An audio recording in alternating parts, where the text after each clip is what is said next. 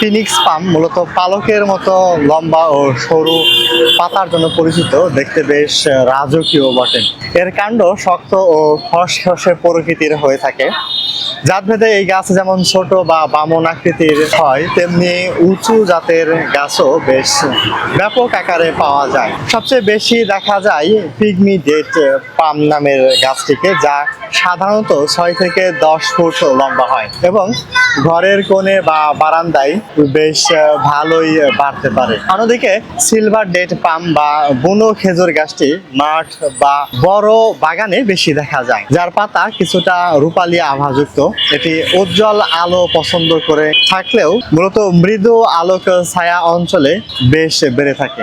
তবে তপ্ত রোদের চেয়ে কিছুটা ছায়াযুক্ত স্থানে রাখাই ভালো। গাছের গোড়ার দিকে যেন পানি না জমে সেদিকে খেয়াল রাখা বেশ জরুরি, কারণ অতিরিক্ত পানি জমলে শিকড় পচিয়ে ফেলতে পারে। এই গাছটি বাতাস থেকে ক্ষতিকারক টক্সিন দূর করে পরিবেশকে সতেজ রাখতে ভূমিকা রাখে। তবে পরিচর্যার সময় সতর্ক থাকতে হয়, কারণ এর পাতার গোড়ার দিকে বেশ সুচালু বা ধারালো কাঁটা থাকে।